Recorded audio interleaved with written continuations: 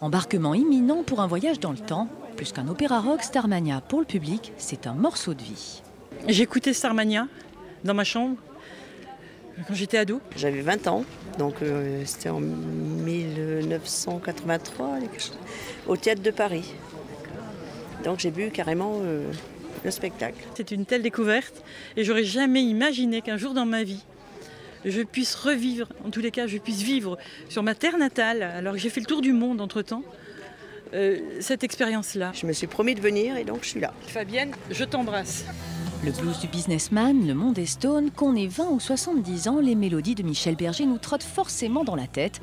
40 ans après, Starmania n'a pas pris une ride, la passion de son ambassadrice Fabienne Thibault non plus. Les chansons de Starmania sont chantées dans les karaokés, elles sont chantées dans les chorales, elles sont apprises dans les écoles, elles sont chantées dans les castings, dans les concours de chant.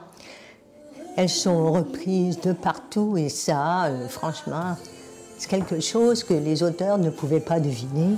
Un public debout, une salle chauffée à blanc et un chœur de 450 voix qui poussent la chansonnette. Hier soir, la magie de Starmania a encore sévi. Je suis contente et en plus j'ai eu des dédicaces. Elle est très sympa, hein, vraiment, très accessible. Voilà ce que j'ai moi.